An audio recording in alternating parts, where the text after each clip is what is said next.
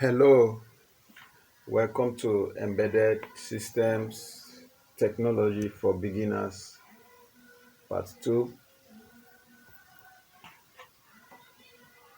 In our previous class, we uh, treated Embedded Systems Technology for Beginners 1, where we talked about embedded system technology and embedded system, and also some examples of embedded systems. So, in this our class, we're going to be dealing with software components, firmware, integrated development environment, compiler, cross-compiler, debugger, and the essential concepts for beginners. If this is your first time of coming across this channel, please do your best to like, share, and subscribe. Welcome to Embedded Systems Technology Part 2. We'll be dealing with software components. One of the software components is firmware. So what is firmware? A firmware, this is the software that is written onto the microcontroller's flash memory. It is the program that defines the system's behavior. The term is often used interchangeably with embedded software. The next is Integrated Development Environment, IDE. The software application you use to write, compile, and debug your code. Example, the Arduino IDE, STM32Cube IDE, MPLAB X IDE, Positron Studio, VS Code. So those are described as integrated development environment. We use software to make software. So then the next is compiler or cross compiler. That is a special compiler that translates the code you write, example in C and C++, into machine code that the specific microcontroller's processor can understand. Now, a compiler in another simple way is simply a small piece of software that converts your source code, what you have typed, into machine code that will go into the brain of the hardware. So what is a debugger? A debugger is a tool that allows you to test and find errors in your firmware by running it step by step, inspecting variables.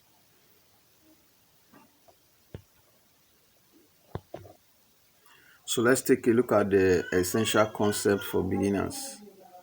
GPIO, General Purpose Input Output.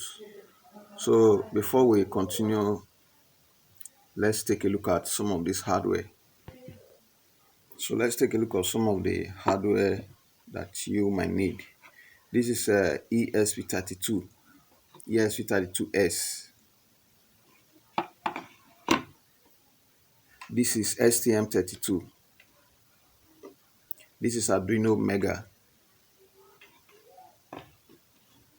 This is Arduino Uno. And this is ESP8266. Now, if you look at, let's take this apart and pull this out. So I'm going to show you something here, what we're going to be talking about. Look at this. Take a look at these pins. So let's get back to our lesson notes. GPIO, GPIO, General Purpose Input Output. So the GPIOs are these. What you are seeing here, these are the pins. They are either digital input or digital output, also analog input and also analog output, and also communication pins. So these are the most basic pins on the microcontroller, this MCU, just a short abbreviation for microcontroller. You can program them to be either an input, that is to read, for example, to read a button or sensor, or an output, that is to light an LED or control something else like a motor. You understand? So let's take a look at digital versus analog. So digital versus analog, digital signals are either on, that is one, or off, that's zero. A button is digital. It is either pressed or not pressed. So something is on, we can say it is high, or something is off, we can say it's low. So that's digital. So what about the analog signals? So analog signals have a range of values. Example, temperature, light intensity. To read this, you need an ADC, analog to digital converter, which is often built into the microcontroller. So let's take example of the boards that look at. This is Atmega 328 microcontroller, what we have on the Arduino Uno board. So if you look at this, these are analog inputs. They also have feature for digital. They can also be used as digital output or digital input, but they are analog outputs. Then these are digital inputs and digital outputs. So you see, so each of the pins can be programmed to act as digital input or to act as digital output. These ones also can be programmed to act as digital input, also act as digital input, or also read analog signals. So you can see. So these are digital signals. That's we have said they have range of values. So to read this, you need an ADC. Now this is a special hardware inbuilt into most of the modern microcontrollers. That is analog to digital converter ADC, which is often built into the microcontroller. You know, this converts analog signals into digital. So this is different, the analog signal and the digital signals. So now let's also look at communication protocols. This is how chip talks to each other. So one of them here is the UART, Universal Asynchronous Receiver and Transmitter. This is a several simple two-way communication between two devices. Let me show you something here. So let's take a look at this again. So if you look at this, what we have here is a USB connector, but it is also a serial communication port. So if you look at down here, you see these pins here, they are serial pins. So you want to become UART. So let me show you another one on this board here. So if you take a look at this board, you can see where the road communication. So these are UARTs. So these are Arduino Mega, it has 4 UARTs. So you can see them. So these are UARTs for communication.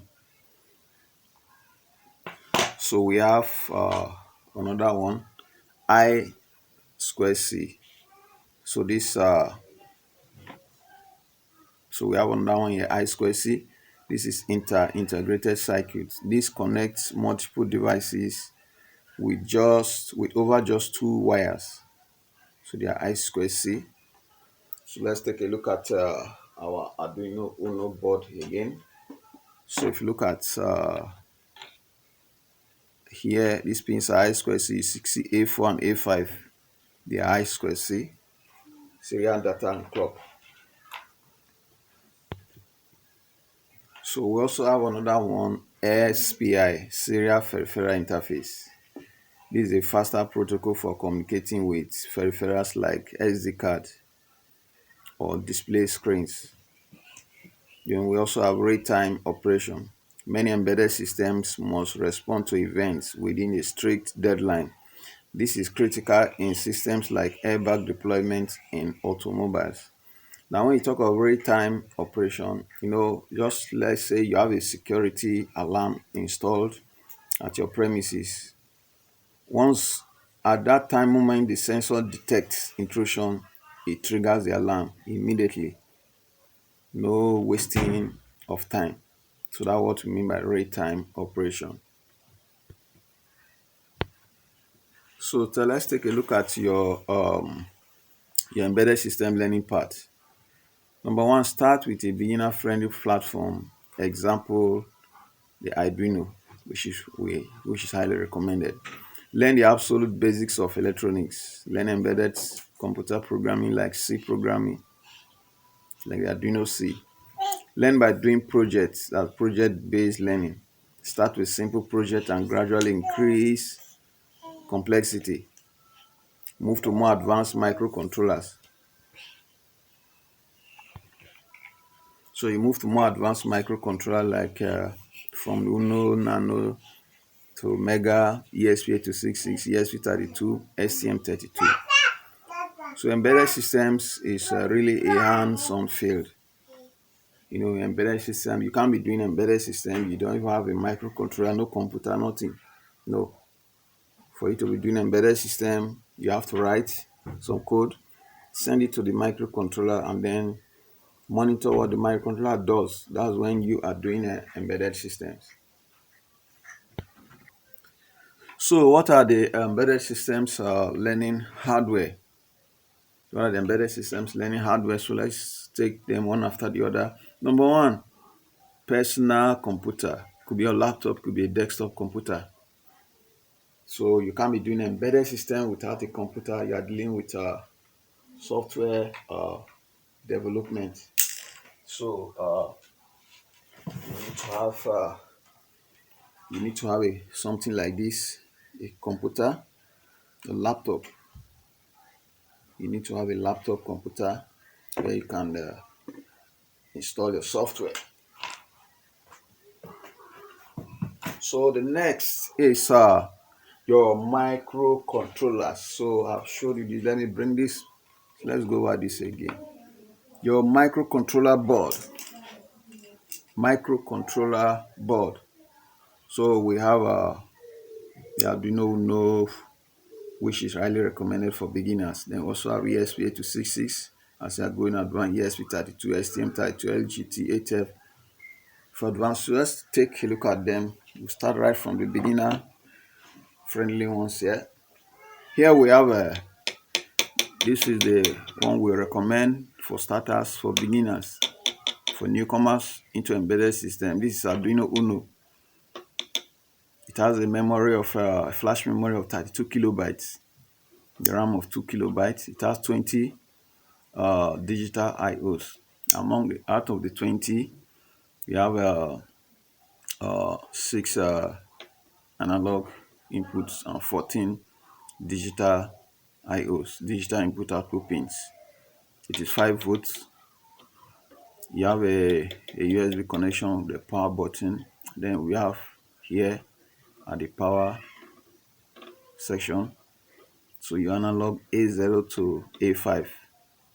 Your digital start from 0 down up to 13. So your 0 and 1, you don't plug anything here once this is connected to the computer. So this is where the microcontroller communicates with the Arduino IDE, that's the software environment where you write your code. So this is the number one board you have to start with, having your computer. You understand? Then you can as well, in fact, you can start embedded system with any of these microcontrollers, but we recommend start with this. Then this is Arduino Mega, 256 kilobytes of flash memory. It has 70 IOs. So you see, very good board also. Then here we have ESP8266. It has Wi-Fi, onboard Wi-Fi, and there are multiple IO output pins. Here we also have another, the big brother, that's ESP32. This ESP32S, both Wi-Fi and Bluetooth inbuilt. For advanced projects or for advanced designs, you might need this. So here we also have another one, STM32, STM30 and ARM based. So if you look at these are 8-bit microcontrollers. This 32 bits, this 32 bits, this 32 bits. This and this, they run on 16 megahertz. You understand? This runs on 16 megahertz. This runs above 40 megahertz. This one 72 megahertz. So they are high speed advanced microcontrollers. So all these are what you need to have around. And then with some sensors, you need to have this in addition to learning embedded systems, your breadboard, push button, potentiometer, some capacitors, transistor, buzzer, resistors, LEDs. So these are some of the minimum things you need to start learning embedded systems. So do not waste your time. The right thing to do is just kick in and start doing something. So as we have seen them here, your breadboard, that's for your prototyping board. Then we also need some sensors like temperature sensor, ultrasonic sensor, potentiometer, IR sensor, humidity sensor, pressure sensor, vibration sensor, water, moisture sensor, light sensor. There are so many of them. Then we also have actuators like DC motors, servo motors, stepper motors, relays, buzzer, solenoid, etc. We have your display devices like your 7-segment display, LEDs, OLED, LCD. Then we also need jumper wires. You also need your power supply, 9-volt battery, 12-volt battery, or 9 to 12-volt adapter or transformer. Then some electronic components like resistors, diode, LEDs, Zener diodes, capacitors, LDR, push button, transistors. So all these are things you need to start learning embedded systems. So let's take a look at the embedded system software. What are the software that you need? You don't do programming without any software. So we need the Arduino IDE. We also need a Pro Tools simulator, which are highly required. These two, you need to have this installed on your computer. Circuit Wizard is also another software. MPLAB X, all these are examples, but these are the ones you are required to have: Arduino IDE and Pro Tools. So let's take a look at this. This is a basic circuit setup for embedded system. Embedded system circuit setup without a programmer. You have your microcontroller. You have this is a crystal, and then you have these capacitors, your 5-volt regulator IC, then your power supply. Then we have push button, then we have potentiometer, then we have some LEDs. So let's take a look at the Arduino board once more again. Now take a look at this. You can see the crystal. 16 mega is right in there with some of the smaller component that you see. You can see the crystal. The crystal is like a heartbeat of the microcontroller, like your heart. So it gives timing signals for the microcontroller to function. So this is just basic circuit setup for embedded systems. So let's take a look at this required embedded system circuit setup for beginners using the Arduino platform, the hardware setup. So we'll start from the power supply. So you need a 9-volt battery, your rectifier diode, then your 7805-volt regulator IC, and then we have a polarized capacitor, non-polarized capacitor, 5.1-volt Zener diode. So let's take a look at this board here. Let's take a look at this here. We have it here. So our power supply input, I can put 9 volts in, I can put 12 volts. Look at our 5-volt regulator. You can see our rectifying diode. You can see our polarized capacitor. Then we have also our Zener diode, 5.1-volt Zener diode, and the output. So these are 5 volts and their ground. I can from here take to power these boards. So you see, so that's what we have there. So let's take a look at this. So this is your Arduino Uno. You set up your power supply. You're going to use this to power this board. So when you put in 9 volts here, you get 5 volts. But this is 5-volt based. The board microcontroller here is 5 volt. So this is your setup on your board. You need your push buttons. You need your potentiometer. Then you need some couple of LEDs, and then your boards are set up. So with this setup now, you are ready for programming. So with this setup, you are fully ready for programming. So our next is we're going to straight away our next video. We'll start our programming. How do we program a microcontroller? How do we program a microcontroller? So let's flash back to some of the things we did previously before we close. So let's flash back. So for those of you who are just joining us, this was what we did our previous class. So let's go through it again. What is embedded system technology? As it refers to the design, development, and implementation of specialized computing systems that are embedded within larger or small electronic or electronic or electromechanical other systems to perform dedicated functions. So as I said, what is embedded system? It's a dedicated company's computing system designed to perform specific tasks within a larger or small mechanical or electronic system. So we also talked about examples of embedded systems like mobile phones or DVD players, LCD TVs, digital clock, ATM, POS machine, audio CD player, MP3 player, remote control, fingerprint scanner, electronic door, electronic children toy, CCTV camera, proximity security alarm, musical keyboard, pianos, modern automobile GPS trackers. So, in summary, embedded system is simply computer hardware plus electronics and other hardware. So in the computer hardware, that is the microcontroller, the brain, we have the firmware. The firmware is the software that stays in the brain of the microcontroller to make it functional. So the electronics include the microcontrollers. Oh, sorry. Embedded system is simply computer software plus electronics and other hardware. So your computer software, that is the firmware. So when you are doing embedded system, you're actually developing firmware. Then the electronics and other hardware include your microcontrollers, your microprocessors, sensors, actuators, communication devices.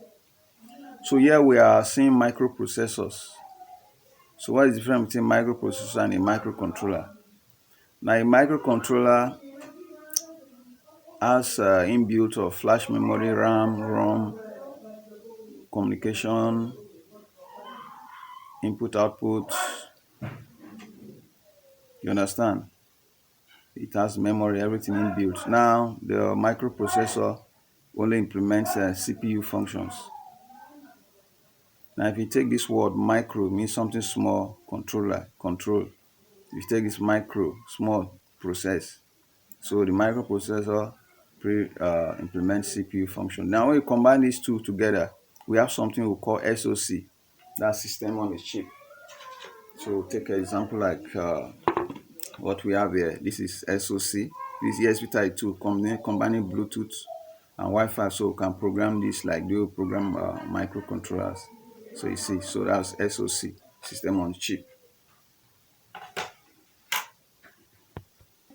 So our next class we will start how to set up the software on your computer, like the Arduino IDE. How do we install the Arduino IDE? How do we connect our USB cable to the computer? How do we configure everything? Then how do we connect our microcontroller to our breadboard, our push buttons, everything, and then we'll start. Now we are doing two things here. You are learning electronics and also you are learning computer programming. So that's embedded systems. You're doing electronics and learning computer. So there's no requirement, there's no previous requirement in learning embedded system. The most important thing is there is your interest. As long as you can read and write, that's just it. So if a 90 years old man do something correctly, it works. A 10 years old boy do something correctly, it works. So embedded system doesn't care who you are. Technology doesn't care who you are.